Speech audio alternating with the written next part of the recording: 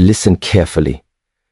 Before God changes a person's life, he changes their environment. And before he changes the environment, he removes what should never have been there.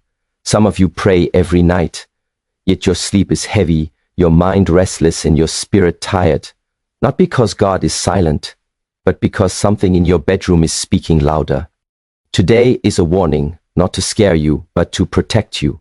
Because what you allow near you while you sleep decides how strong you wake up.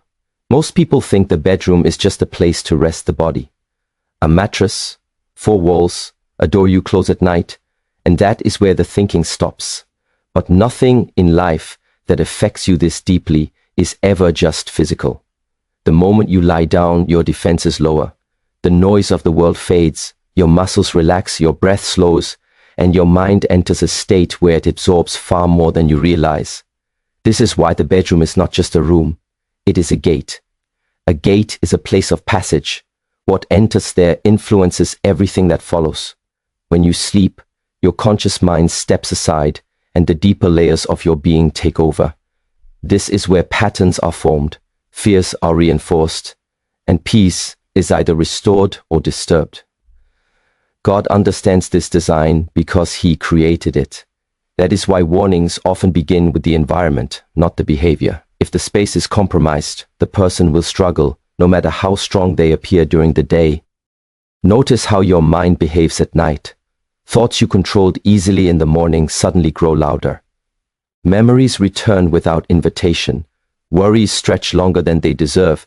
This is not weakness. This is exposure. The bedroom is where you are most open, most teachable, most impressionable. What surrounds you in that state does not stay outside of you. It enters. Some people say it's just an object. It can't affect me. But nothing repeatedly placed before the subconscious remains neutral. Over time it speaks. It shapes emotion. It nudges direction. God's warnings are not about superstition. They are about awareness. He wants you because what you repeatedly allow near you will eventually shape you. This is why peace cannot be forced in a space that constantly reminds the spirit of conflict, fear, lust, or unfinished business. You may pray, but prayer works best when the gate is guarded. You may rest, but rest deepens only when the environment supports it.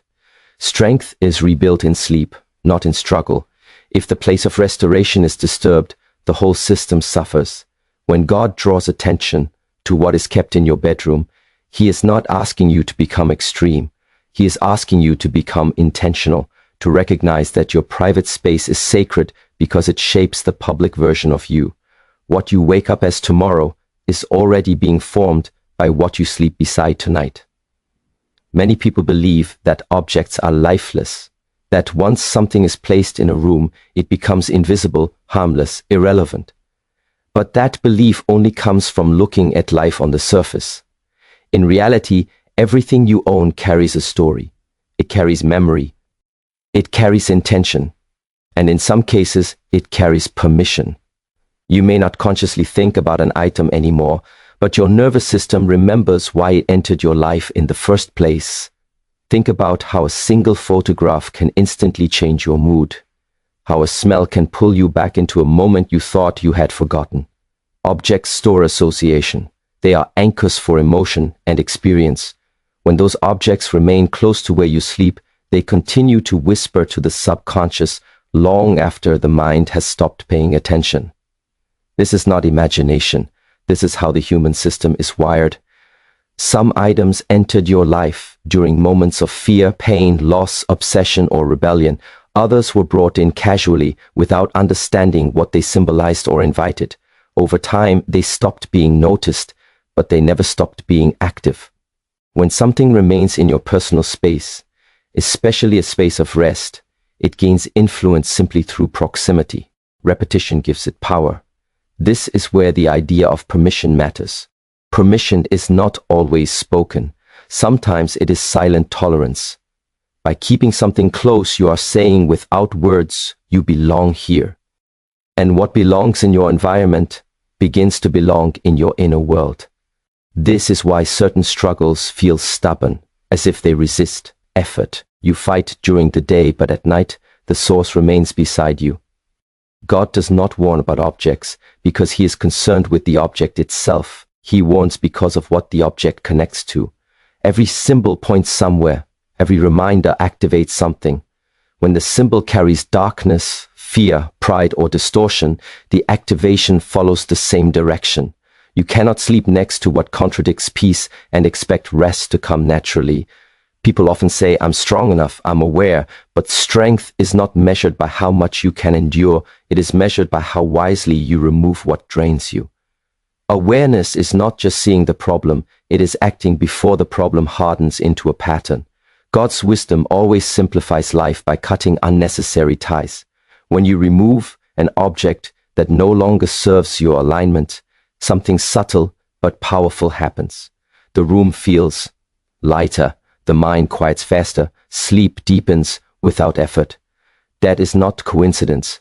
That is the result of withdrawn permission. Influence fades when access is denied. Every night, without exception, your mind goes through a final moment of imprinting.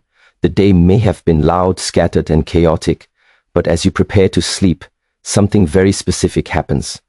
The mind begins to slow, filters weaken, and whatever remains in your awareness sinks deeper than logic. This is why what you see before sleep matters far more than what you see during the day. During waking hours, you are protected by effort. You reason, you resist, you distract yourself. But at night, effort disappears. The mind becomes receptive. Images, symbols, and objects do not argue with you, they simply register. They pass directly into the deeper layers where habits, emotions, and identity are shaped. This is how repetition works, not through force, but through quiet consistency. If the last things your eyes rest on carry fear, violence, lust, regret, pride, or unresolved emotion, those impressions do not fade when you close your eyes. They follow you into sleep. They influence dreams. They affect how the nervous system resets. Over time, they begin to shape how you feel when you wake up, even if you cannot explain why. This is why some people wake up tired. Despite sleeping long hours, the body rested, but the mind did not. The spirit remained alert, processing signals that should never have been present in a place of restoration. God understands this process deeply.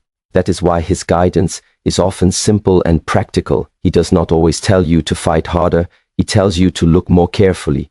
What you normalize before sleep becomes familiar to your inner world. Familiarity eventually becomes acceptance. Acceptance becomes identity. This is not dramatic. It is subtle. No single night destroys peace, but repeated exposure slowly reshapes it. A disturbed image becomes a disturbed pattern. A restless symbol becomes a restless mind. People underestimate how much discipline begins with environment. They try to fix focus, motivation, and clarity through willpower alone. But willpower is strongest in the morning and weakest at night. That is why the night must be protected.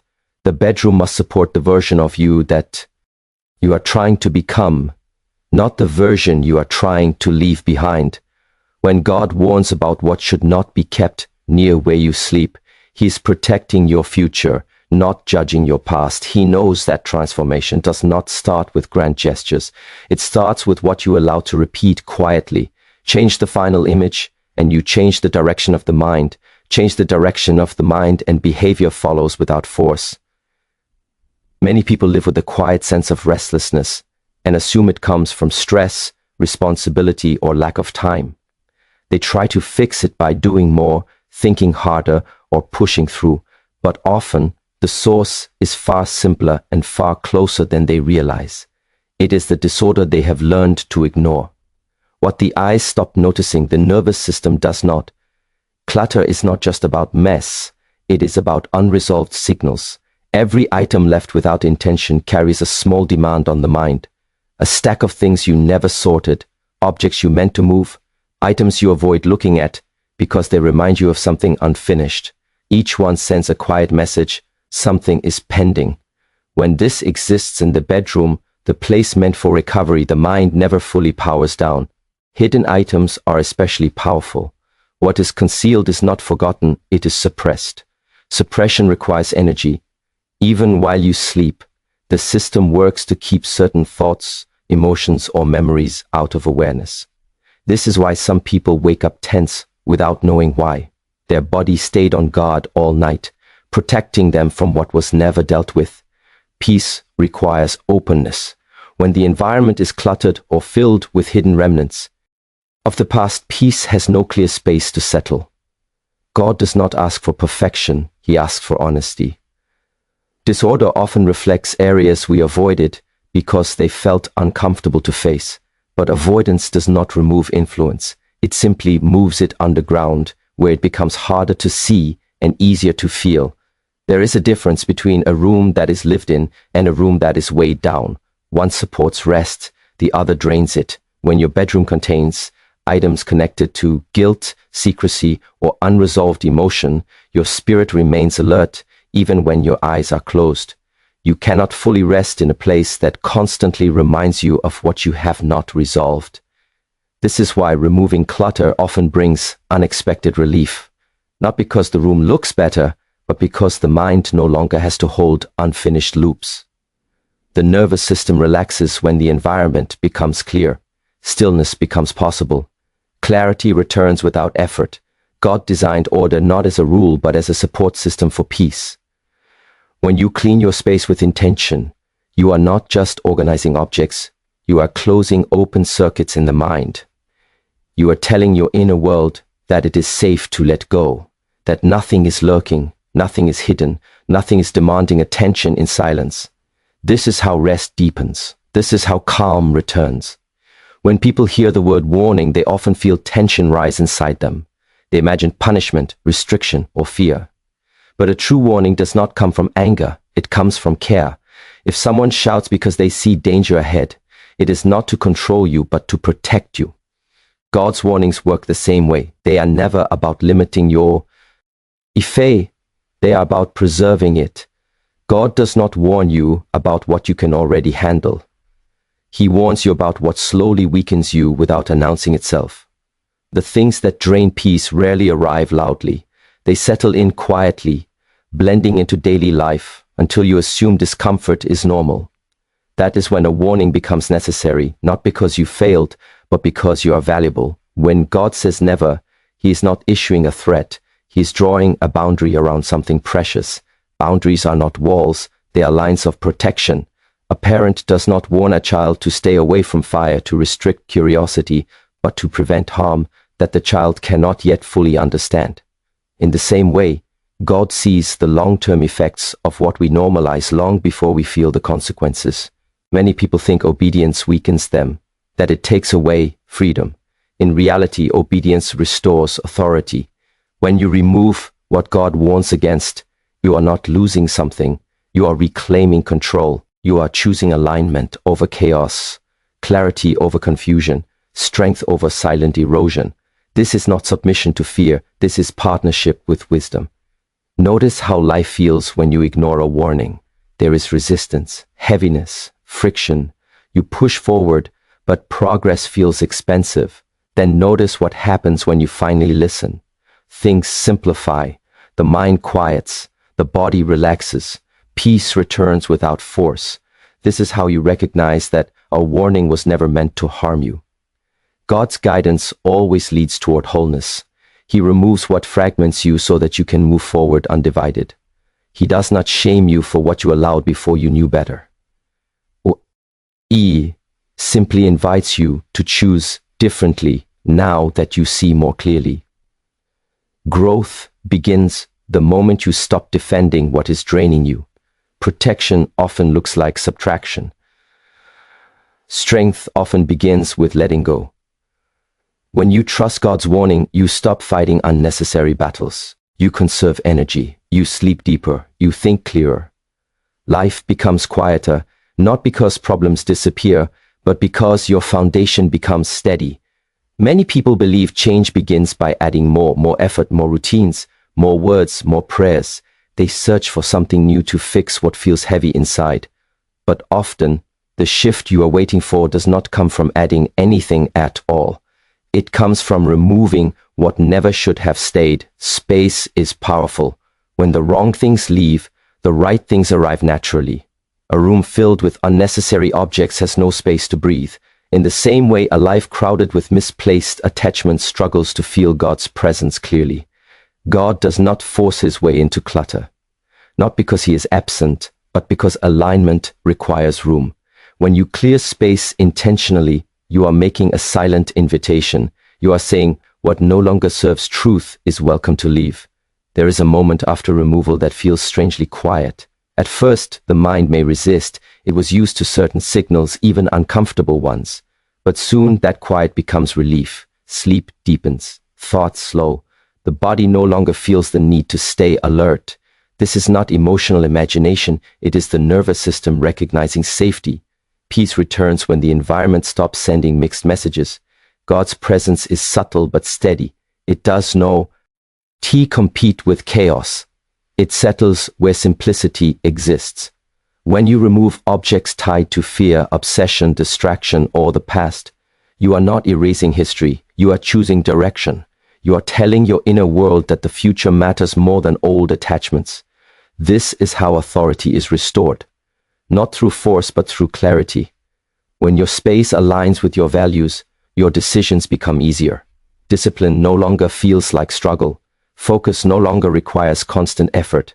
The environment begins to support the life you are building instead of pulling you backward. People often underestimate how much strength comes from order. Order calms the mind. Calm sharpens awareness. Awareness strengthens choice. This chain begins the moment you decide that your private space will reflect your highest intention, not your lowest habit. God honors that decision, not with noise, but with stability. You do not need to feel something dramatic for change to be real. Real change is often quiet. It feels like steadiness instead of excitement.